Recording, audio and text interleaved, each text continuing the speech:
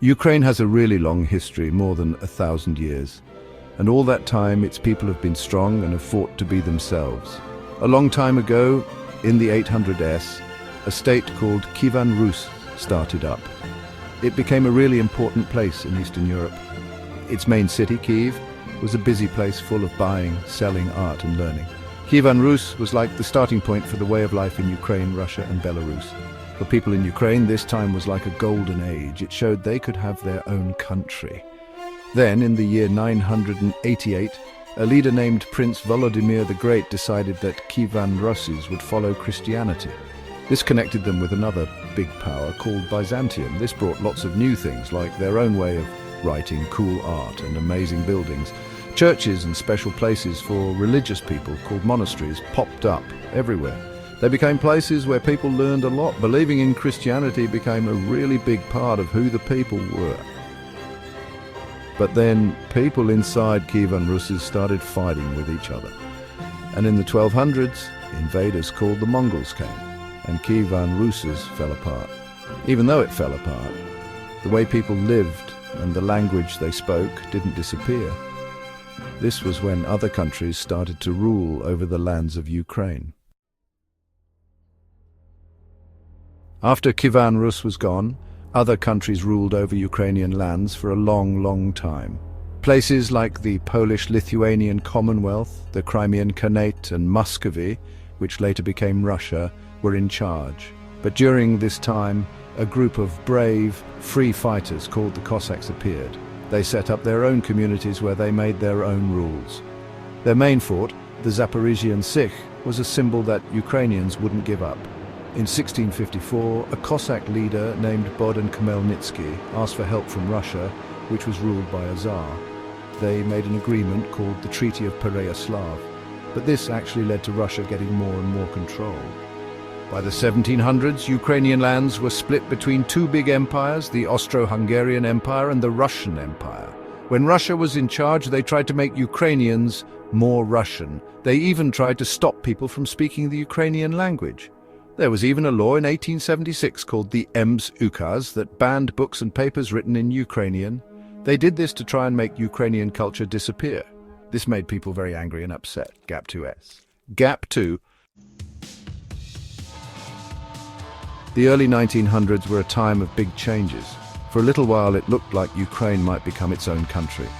After a big change called the 1917 Revolution, Ukraine even had its own government for a short time called the Ukrainian People's Republic.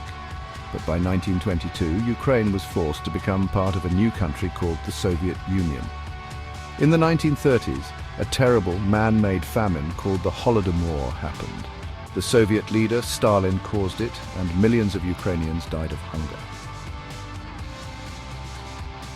Then came World War II. Ukraine was stuck in the middle of fighting between Nazi Germany and the Soviet Union. Millions of Ukrainians died in the war, and many Jewish people in Ukraine were killed in the Holocaust. After the war, Ukraine was still part of the Soviet Union, and people still weren't free. But even with all this, Ukrainians kept their traditions alive, and they quietly kept hoping to be independent one day. In the late 1980s, some changes in the Soviet Union made people feel proud of being Ukrainian again. This led to Ukraine becoming its own country in 1991. Ukraine said it was independent on August 24, 1991, and almost everyone in the country voted to agree. The first few years were tough. The country had to change its money system, and there was some unfairness and rule-breaking. Getting along with Russia was tricky. Russia tried to pressure Ukraine with money and politics. There was also a problem that Russia's Navy ships were in a part of Ukraine called Crimea. Even with these problems, Ukraine worked hard to become a country where people had a say. They wrote a new set of rules for the country called a constitution, and people got to vote for their leaders regularly. Lots of groups started up to help people, like newspapers and TV stations that could say what they wanted, and organizations that weren't part of the government.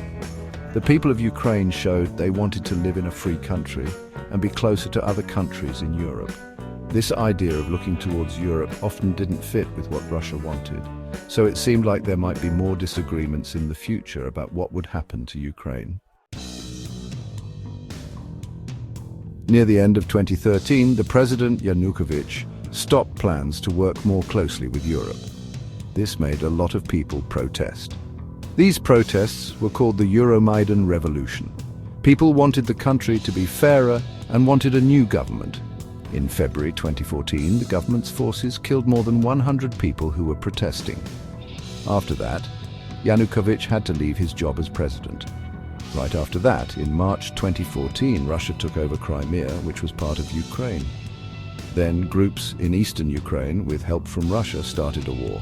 This fighting caused thousands of people to die, and many more had to leave their homes.